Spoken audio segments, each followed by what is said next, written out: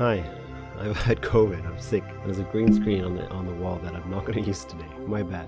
Merry Christmas. Recently, meaning when I was originally going to make this video before I got sick, the Business of Fashion released their 7th annual State of Fashion report for 2023. It contains the results of a global survey of over 300 fashion executives, equally split across all market segments, and it highlights 10 themes that fashion executives should address in the coming year. It's a very in-depth and insightful read if you can get through the 127 pages. I had a lot of time, or just watch this video for all the relevant parts. Reading this report really got me thinking about fashion as a whole, specifically in the near future, in 2023 and in 5 years from now, from how people's relationships with clothes change to how the supply chain functions. This report highlights many of the problems that the fashion industry is facing and corresponding solutions. I wanted to talk about these topics and also give a realistic overview of what the future of fashion as an industry looks like on all sectors. I haven't done an epic transition in a while, let's just throw it in there.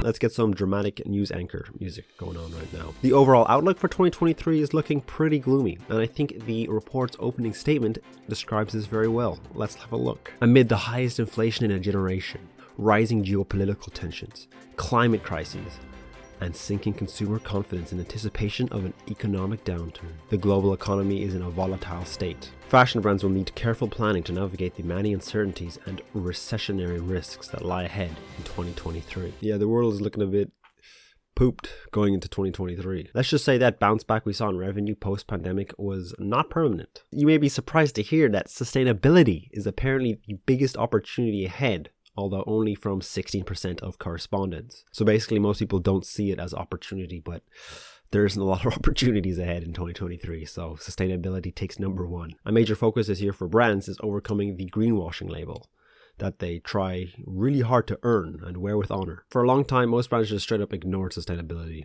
Then as it became more important, they started greenwashing, which is where companies market their products, aims, or policies as environmentally friendly when they're not. A recent example of this is Kourtney Kardashian being appointed the sustainability ambassador at Boohoo. In general, maybe not at Boohoo, but brands realize that consumers know better these days.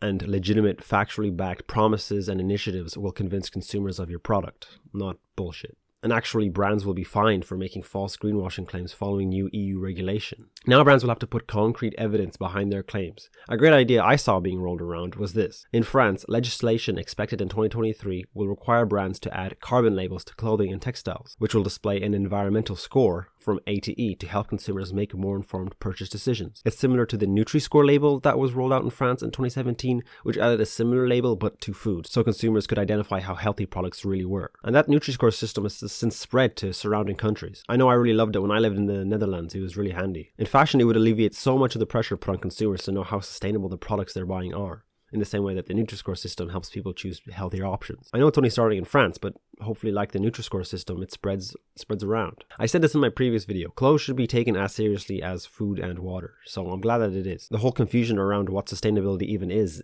also a problem, so that's why carbon labels could also help that. 42% of teenagers and adults polled said they were unsure what makes clothing sustainable, while 88% said they did not trust brands' claims. 79% of fashion executive respondents said that a lack of standards to assess sustainability performance is one of the biggest challenges to improving sustainable credentials in the eye of the consumers. Brands want to be more sustainable now. It's in their best interest, and it's in their best interest to get it right. Look at that. Something positive to go into 2023 with. The most significant theme that I want to get into is this industry's approach to future-proofing manufacturing. I know it sounds a bit boring, but manufacturing and logistics are the biggest factors that play into any brand's success. I'll throw in extra stupid edits to keep you entertained, okay? Just listen. Making changes in these areas which would benefit workers more, lead to actually producing less, and be generally better for the environment, looks to be more beneficial to companies than the current system that has many practices that have been unchanged for more than 50 years. That's how outdated certain processes are. And it seems the only reason that change is needed is because of piling supply chain disruptions. The effects of the COVID pandemic are still ongoing, especially in countries like China, and in this fucking room. The war in Ukraine triggered an energy crisis as well as rerouting of trade, Aging port systems are creating transport bottlenecks. Inflation has pushed up input costs, and extreme weather is ravaging countries like Pakistan, where alongside the tragic loss of human life, as much as 45% of the country's cotton crops were wiped out by floods in August 2022. Poor cotton crops, am I right? Cotton production literally dried up most of a damn sea. But now they can't take it. It's probably what a fashion exec is saying somewhere. Business of Fashion recommends strategies like vertical integration, nearshoring, and small batch production, which would enable brands to better respond to shifting market and customer demands while reducing inventory costs. These things will take upfront investment, but as I said, it's seemingly becoming more mandatory to do so. While manufacturers are likely to be cost conscious in 2023, developing capabilities for these things and also digital production processes will help them establish a competitive advantage and will make them less reliant on price as a bargaining chip in building relationships with brands, which in my opinion is a very important process for the manufacturing side of things. The EU is also using its power as the world's biggest clothing importer to make manufacturing more sustainable, with a new proposal that will have its most significant rules put in place in 2024. Titled the EU Strategy for Sustainable and Circular Textiles, it promises binding product-specific eco-design requirements to be put in place. There will be standards for durability, reusability, repairability, fiber-to-fiber recyclability, and mandatory recycled fiber content. Businesses will have to print related data such as repairability score on clothing labels, and the EU may ban companies from throwing away unsold goods or require them to report how much they discard. Don't know how that helps the problem, but sure, let the world know so the world can bash them, right? This proposal also touches on creating a more circular economy in the EU. This means emphasizing stuff like reuse, renting and repair, take-back services, and second-hand markets. Things that used to exist in fashion to a greater extent. Do you know what else used to exist to a greater extent? Brick-and-mortar stores, boutiques, and just generally good shopping experiences. I was kind of shocked to see that profitability in the online direct-to-consumer channel, aka e-commerce, is suffering as digital marketing costs grow alongside online return rates. I guess it's time to stop dropshipping. Thank God we don't need more people upcharging for rings that you can get off AliExpress for €1, selling them for 3,000% higher. E-commerce saw a boom in growth during the pandemic, but that rate is set to fall to a pre-2019 rate. This theme was actually a nice surprise to me. I've always had a lot of issues with the DTC system in general. You never really know how something fits until you have it. There's a huge carbon footprint when it comes to shipping, and I know returns are generally a headache for most brands. A lot of returns, particularly in fast fashion brands, just end up in landfills. That's something that I don't feel like is communicated enough, and I only actually myself learned recently. Brands have started implementing return fees of up to €3 to discourage people from, impulsively shopping. It doesn't seem like a lot, but small changes like this have worked in the past significantly. After the 5p plastic bag charge was introduced in the UK between 2015 and 2020, plastic carrier bags take-up dropped by more than 95% in England's main supermarkets. And now it's just 5p. They were like, oi oi, alright, fucking hell, I'm gonna go get my sausage roll without the 5p. I'm going to get my blimmin' sausage rolls now, man. Pop down local pride, good old pie, look at that. A move away from e-commerce could also mean...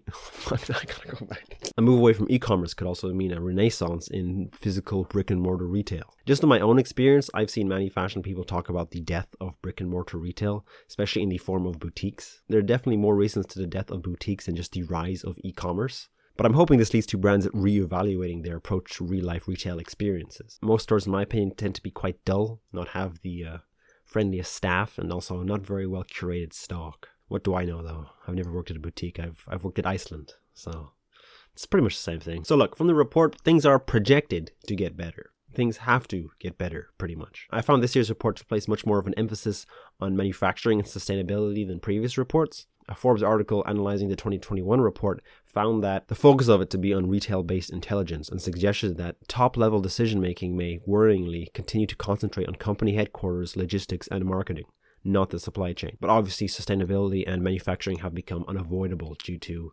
disruptions and government regulation. So that's good, isn't it? That's nice. And they say the government does nothing. So how will things change for me and you, the YouTuber and whatever you are? The only relevant projection that this report goes into in regards to how our clothes will look, which I think will have long-term effects in fashion, is the rise of gender-fluid fashion propelled by Gen Z. Although that won't really become that big until Gen Z become the largest group of consumers, which is in about 10 years or so. The Business of Fashion also talked about how most classes of consumers, other than the filthy rich, would be holding back in spending next year amidst the economic downturn. And with the EU's promotion of a more circular clothing economy and trying to reduce the popularity of fast fashion, I can see fashion becoming a lot more circular for a lot of people, which is a good thing. And it doesn't mean that your wardrobe will only be stuck to 5 things. I feel like this would lead to people actually dressing better, given that they don't have the ability to mindlessly buy clothes all the time. There will be more services for renting clothes and also closet sharing with the people around you, which means you can experiment or you can wear a new set of clothes for a week or two guilt-free and cheaply. As someone who doesn't like buying expensive things, and a lot of things in particular, this sounds like the perfect system for me. So I'm vouching for it. And when I say rentals, by the way, I don't just mean like renting suits and stuff for formal events. I also mean just renting high quality designer items. Things like that already kind of exist for women's wear, but menswear there's nothing. And I think the women's wear services could be improved. The last area which has been leaving its mark on many art forms is technology. And in fashion, there are a lot of uses for technology. You have the usual AI generated clothing, which in my opinion is the least impressive AI generated stuff when you compare it to the AI generated art or graphic design. This stuff isn't getting more than like 4 upvotes on r/streetwear startup. It will definitely improve over the next few years, but I don't really see it catching on in most parts of fashion. Obviously, I talked about how these big brands just want to make money, but there are certain processes that actually lose money for these brands, like haute couture, for example. They do that to maintain the heritage of the brand. And I think for most brands, heavily relying on AI generated clothes wouldn't go down well with fans who fork out a lot of money to buy these clothes. They want a creative director and team that they can put a face to. Fast fashion brands, though, I'm sure will start using them. Just pump in whatever WGSN says is the trends for the year. And there you go. You have a year's worth of clothes in like... But yeah, call it expeditious fashion now. I could see designers working alongside AI to generate ideas and get realistic interpretations of your ideas. You could input what you want something to be and a realistic HD image of that could be conjured up. How amazing would that be? Now even more reasons to doubt your design. Then you have the whole digital fashion side of things, which I'm pretty torn on. I'm sure soon you'll be able to pay someone to render a digital outfit that actually looks like a real outfit with good lighting, but I don't think that's going to be accessible or even desirable to most customers. Maybe just to influencers. Like, it's one thing to rent clothes for a week, which I already think is kind of a hard sell, but I think that'll get easier. But paying for a picture of you wearing clothes? I don't know, man. It might become a trend on Instagram and it'll have its 5 seconds. There are other applications of digital fashion, like using it to see how something would fit on you, which I can't see ever being applied to secondhand markets, unfortunately, which is where I think you'd have the most value, because that's where it's really hard to find out how something fits. There's no samples you can really compare to most of the time if you can't find the original piece. I'm sure some luxury brands will apply that on their website. You'll definitely see Balenciaga just like letting you put yourself in a filter to see how something would fit on you. I don't know. I think the world of digital fashion will do as well as it ever has on Instagram. But I think it removes the most important part about clothes, which is, them being real, which, loses the appeal for a lot of people. But anyway, that's my realistic overview of the future of fashion. I hope you enjoyed the video. Hopefully we start to see some of the changes I talked about implemented over the year. It's been a while since I analyzed a brand, I know, but don't worry. Next, I want to do like a best of fashion in 2022 to summarize my favorites and stuff. And then I'll get back to looking into some designers I'm excited about in the new year. Hint, hint, hint, it might be Glenn Martin's. Who knows? I don't even know. I change my mind last second all the time. So, oh yeah, the last Patreon video I did was a full-on streetwear tier list because I'm not a complete high fashion snob. Thanks for all the support over the year. I didn't expect to become a YouTuber going in 2022, but here I am. Merry holidays and happy Christmas.